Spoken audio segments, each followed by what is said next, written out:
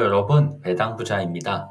가을이 벌써 성큼 시작되었습니다. 가을하면 떠오르는 것이 많이 있는데 이미 지나간 추석, 독서, 맛있는 음식, 그리고 투자를 하는 우리 입장에서는 배당이 떠오릅니다.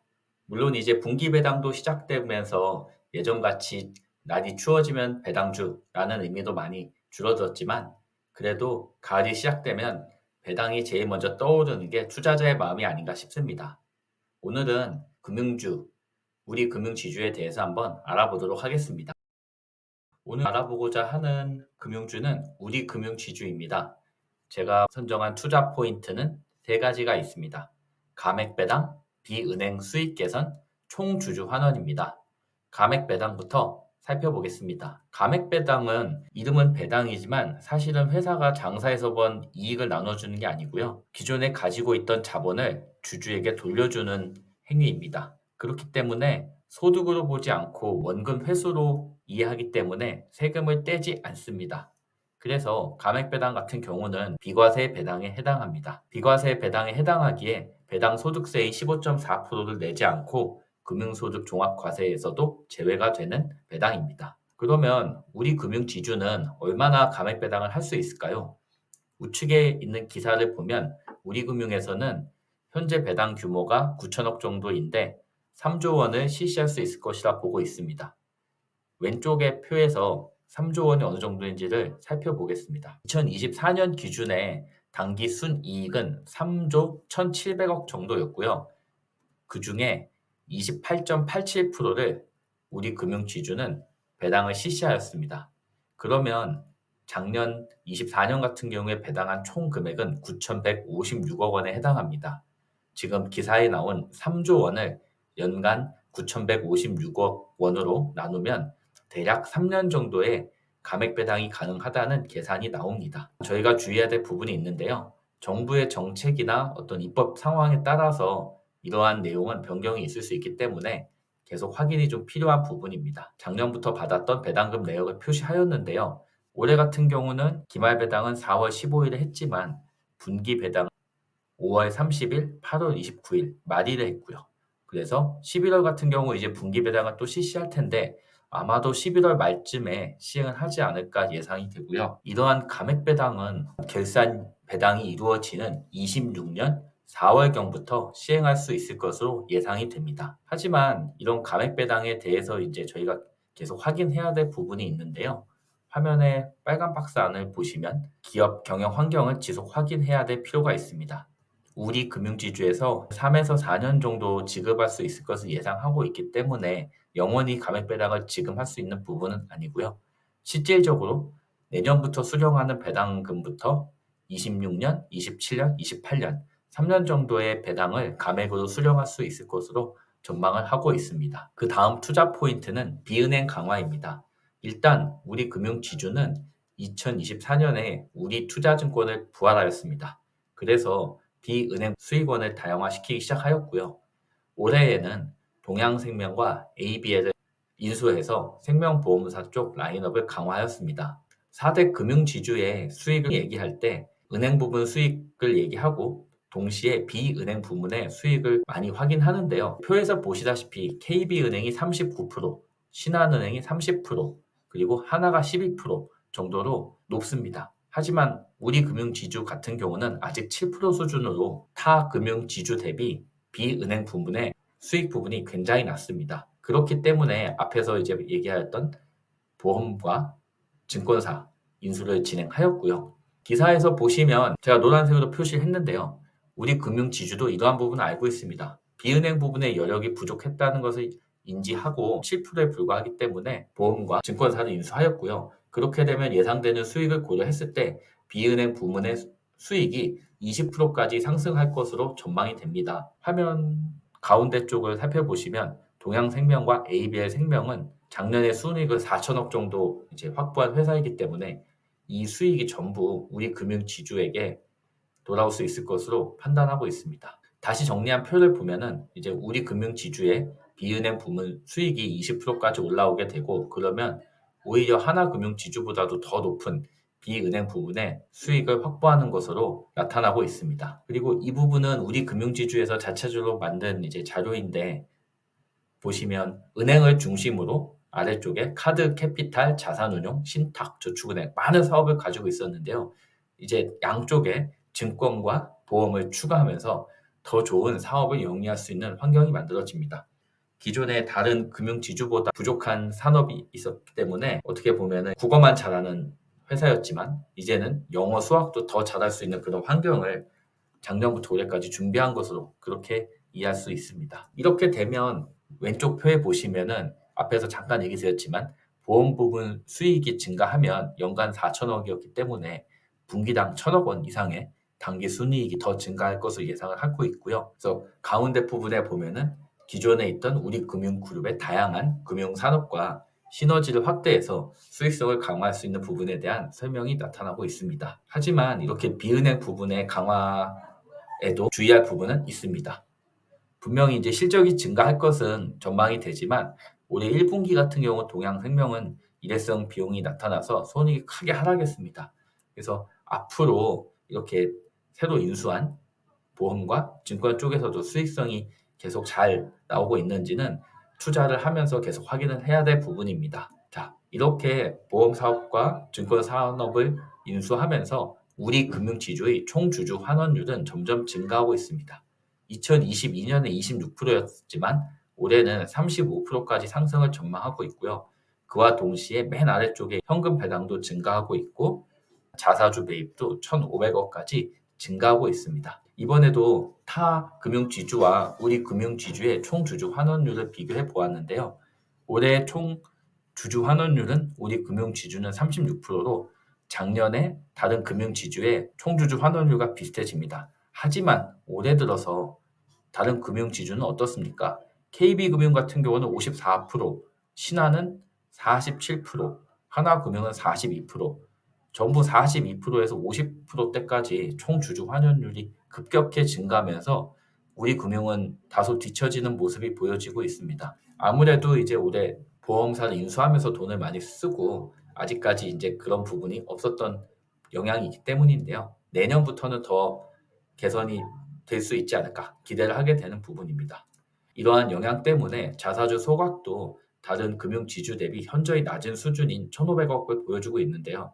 KB금융지주하고는 거의 10배 정도 차이가 납니다. 그래서 아직 우리 금융지주가 갈 길은 많이 남아 있다고 생각합니다. 자사주 소각이 최근에 정부에서도 이슈가 되고 있고 투자자 입장에서도 굉장히 중요한 부분인데요. 하나금융지주 영상에서 잠시 설명을 했었는데 이렇게 이해할 수가 있습니다. 피자를 5명이 먹다가 3명이 먹으면 어떻게 되겠습니까? 같은 피자를 5명이 나눠 먹다가 3명이 나눠 먹으면 3명이 먹을 수 있는 양은 증가하죠. 그런 식으로 저희가 주식을 가지고 있는데 소각을 해버리면 저희는 기존에 가진 주식에서 받을 수 있는 배당이 늘어나게 됩니다. 그리고 회사가 좋은 실적을 거두면은 시장에서의 주식의 숫자는 감소해 있기 때문에 주가 상승도 훨씬 쉬워지게 됩니다. 그래서 미국 같은 경우에는 이제 이런 자사주 소각이 일반화돼 있기 때문에 우리나라에서도 이제 많은 금융지주가 자사주 소각을 점점 늘리고 있는 상황입니다. 자, 앞에서 살펴보았지만 우리 금융지주의 총 주주 환원율은 아직 30%대에 머물고 있는데요. 이제 우리 금융지주도 이걸 모르고 있는 게 아닙니다. 그래서 2025년 이후에는 40%를 넘어서 50%로 증가하는 이제 계획을 가지고 있고요. 이미 KB금융은 올해 50%를 넘어설 것으로 예상되기 때문에 우리 금융지주도 올해가 끝나고 나면 내년에는 총주주 환원율 50% 달성을 좀 가시적으로 이렇게 보여줄 수 있으면 좋을 것이라 생각이 됩니다. 4대 금융지주의 올해 주가 상승을 한번 확인해 보았습니다. 1월부터 이제 10월 중순이 지난 지금까지의 차트인데요. 앞서거니 뒤서거니 전반적으로 다 상승을 하였고요. KB금융이 36%에서 우리 금융지주가 66% 수준으로 가장 많이 상승을 하였습니다. 3월부터 7월까지 굉장히 금융주가 많은 상승을 하였고요. 이 기간에만 우리 금융지주는 70% 넘는 상승을 하였습니다. 그래서 금융주가 코스피 시장에서 보기 드문 상승을 하였고 최근에는 주가가 좀 조정을 받는 모습을 보이고 있는데요. 여러분이 잘 아시는 이유가 있습니다. 삼성전자가 급격히 상승을 하면서 금융주들은 조정을 받기 시작했고 삼성전자는 최고가를 갈아치우기 시작했습니다. 표에서 제가 표시한 부분에 보시면 9월 들어서면서부터 삼성전자가 급격히 상승을 시작해서 여태까지 금융주가 상승했던 부분에 앞질러서 올해 삼성전자가 무려 83% 이상 상승을 하였고요. 아쉽지만 아직까지 우리나라는 반도체나 다른 2차 전지 같은 분야가 상승을 시작하면 다른 분야에서는 자금이 좀 빠져나가는 그런 모습을 보여주고 있고 지금 금융주가 그런 상황에서 조정을 받고 있는 상황으로 이해가 됩니다. 금융주가 좋은 성과를 내고 있는지 확인을 투자자 입장에서는 계속 해야 되는데 어디서 확인하는 게 좋을까요? 이제 저 같은 경우는 주로 네이버에서 확인을 합니다. 그래서 네이버 증권에 들어가면 확인을 할 수가 있는데 먼저 저희가 알아봐야 할 가장 중요한 부분은 당기 순이익입니다. 회사가 돈을 벌어야 주식을 소각도 하고 배당도 할 수 있기 때문인데요. 가운데 위쪽에 표시를 해놨습니다. 2024년 같은 경우는 무려 3조 1,700억의 돈을 벌었고 이 돈을 가지고 회사를 운영하고 배당도 한 것으로 나타나고요. 올해 전망은 미래에셋증권에서 나온 리포트를 한번 살펴보겠습니다. 그래서 미래에셋증권에서는 지금 돈을 잘 벌고 있기 때문에 3분기에는 1,600억 정도의 돈을 벌 수 있을 것이라 예상하고 있고요. 그래서 제가 한번 계산을 해봤는데요. 1분기에는 6,500억 그리고 2분기에는 9,400억 정도의 돈을 벌었고 3분기는 아까 미래에셋에서 예상한 9,600억 4분기는 보수적으로 계산하기 위해서 우측에 보면은 이제 확인할 수 있지만 작년 4분기에 4,500억 정도를 대입해봤습니다. 그러면 연간으로 올해는 보수적으로 3조 원을 넘는 당기 순이익을 확보할 수 있을 것으로 보여지고요.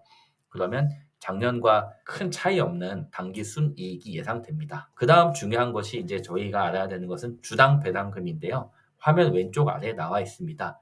2022년 1,130원부터 2023년은 1,000원으로 감소했지만 다시 경영 실적이 좋아지면서 작년에는 1,200원으로 증가하였고요. 올해는 일단 증권사들은 1,260원 정도로 예상을 하고 있는데 사실 이미 배당금이 증가하고 있습니다. 그래서 분기 배당도 지금 200원씩 나오고 있기 때문에 1,260원은 무난하지 않을까 예상이 됩니다. 그리고 저희가 어떤 주식이 됐든 투자할 때 알아야 되는 지표 중에 하나가 PBR입니다. 일종의 건강 지표 중에 하나라고 생각을 할 수 있는데요. PBR은 주가 나누기 주당 순자산이고요. 그렇기 때문에 PBR이 낮을수록 저평가가 되어 있다는 얘기입니다. 그래서 우리 금융지주의 PBR을 살펴보면 2022년에는 0.29부터 23년, 24년에는 0.32 수준이었는데요.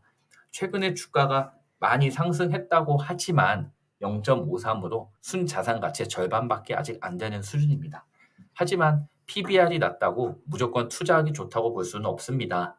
이제 회사가 뭐 대출이 많거나 앞으로 돈을 못 벌게 예상돼서 주가가 떨어지는 경우도 있기 때문에 다양한 보조 지표 중에 하나로 생각을 하시면 좋겠습니다. 지금 사면 과연 얼마의 배당을 받을 수 있을까 한번 알아보겠습니다.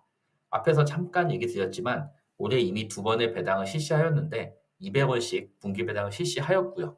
11월에도 200원의 분기 배당을 가정하였고 그리고 내년 4월에 실시되는 배당은 660원으로 올해 배당 금액을 대입해 보았습니다. 그러면 1260원의 배당을 받을 수 있게 되고 지난주 금요일 마감가 기준으로 계산하면 4.97% 정도의 연간 배당을 받을 수가 있고요. 그리고 관심 있게 지켜보고 있는 감액 배당은 제가 빨간색으로 표시했는데요. 내년 4월에 받게 되는 660원 예상치이긴 하지만 이 금액을 받는 시점부터 저희가 감액 배당으로 배당을 받아서 세금을 내지 않는 배당을 받을 수가 있습니다. 혹시 투자를 고민하고 계신 분들을 위해서 가격대별로 배당률을 계산해 봤는데요. 일단 지금 가격이 대략 5% 정도 되고요. 22,900원까지 주가가 하락을 하면 5.5%, 그리고 맨 아래 보이는 19,300원대까지 하락을 하면 6.5%까지 배당률이 크게 상승합니다.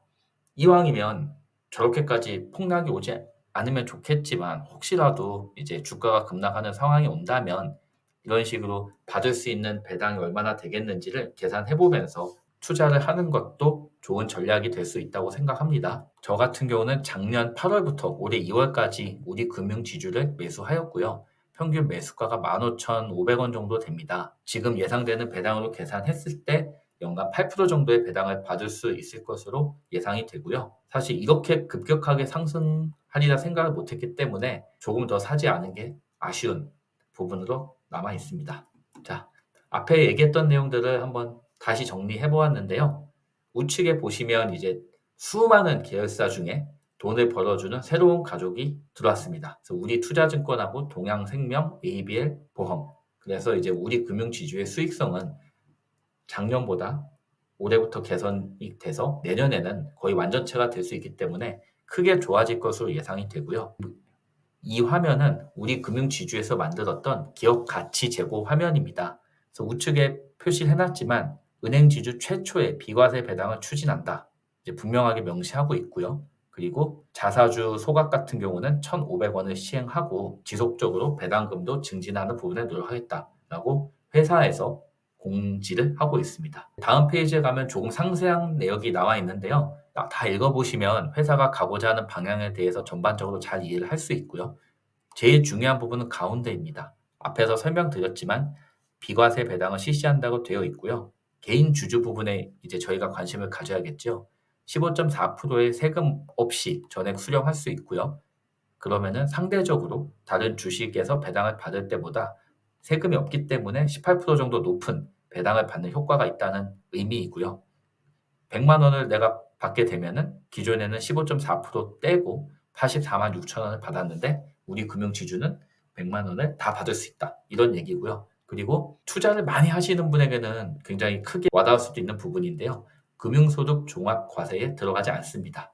그래서 저같이 어마어마한 자금을 투자하지 않는 입장에서는 이게 중요하지 않을 수도 있지만 고액 투자를 하시는 분들에게는 이제 세율이 높기 때문에 이런 부분이 되게 의미가 있을 수 있다. 그렇게 이해를 할 수가 있습니다. 자, 이제 한번 마무리 해보겠습니다. 그래서 어떤 투자자에게 우리 금융지주가 매력적일까 한번 생각을 해봤는데요. 만약에 여러분이 ISA 계좌에서 배당주 투자를 다 매수하시고 이제 일반 계좌에서 매수를 해야 되는데 세금을 내고 싶지 않다. 그런 경우에는 적어도 3년간은 우리 금융지주에서 비과세 배당을 받을 수 있기 때문에 매력적인 선택지가 될 수 있다 생각하고요. 그리고 앞에서 얘기 드렸지만 금융소득 종합과세 대상이시라면은 감액 배당을 하기 때문에 이 또한 비과세 배당으로 이제 좋은 선택지가 될 수 있다 보고요. 일반적인 투자의 입장에서도 증권과 보험사의 합류가 일어나서 수익성 개선이 전망되기 때문에 아마 올해 3분기, 4분기부터 수익성이 본격적으로 확인될 것 같은데 내년, 내후년에 증가하는 수익성을 예상한다면 좋은 투자 대상이 되지 않을까 생각이 듭니다. 그리고 이러한 수익성을 바탕으로 우리 금융지주에서는 총 주주 환원율의 개선을 굉장히 중요시하게 생각하고 있기 때문에 그렇게 되면 자사주 소각이 일어나고 배당도 자연스럽게 증가하고 이런 부분에 이제 관심이 있는 분에게도 좋은 투자 대상이 될 수 있다 생각하고요. 하지만 굉장히 조심해야 되는 부분이 있습니다. 저희는 대한민국에 살고 있습니다. 그래서 아직 우리나라는 금융주에 대해서 관치가 강합니다. 그렇기 때문에 정부의 정책이 어떤 방식으로 움직이는지 관심을 가질 필요가 있고요. 오늘 자세히 다루진 않았지만 보험자본 이런 부분에 있어서도 우리금융도 80조를 같이 투자하겠다 이런 얘기도 있지 않았습니까? 그래서 정부의 정책과 금융주가 대응을 어떻게 가는지 이런 부분도 지속적으로 확인이 필요한 부분입니다. 제가 생각하는 우리 금융지주를 투자하면 좋은 케이스는 아직 금융주를 많이 투자하지 않았고 그래서 배당주를 찾고 있는데 이왕이면 세금을 좀 많이 줄였으면 좋겠고 그 와중에 기존 대비 이제 성장성이 조금 예상되는 그런 금융주를 찾고 있다면 좋은 대안이 되지 않을까 그렇게 생각합니다. 여러 가지 부분을 고려하는 좋은 ETF들이 많이 나오고 있습니다. 여러분이 선호하시는 투자 성향에 따라 상품을 선택하셔서 성공적인 투자 생활을 이어갈 수 있으면 좋겠습니다. 이상 오늘 영상 마무리하겠습니다. 감사합니다.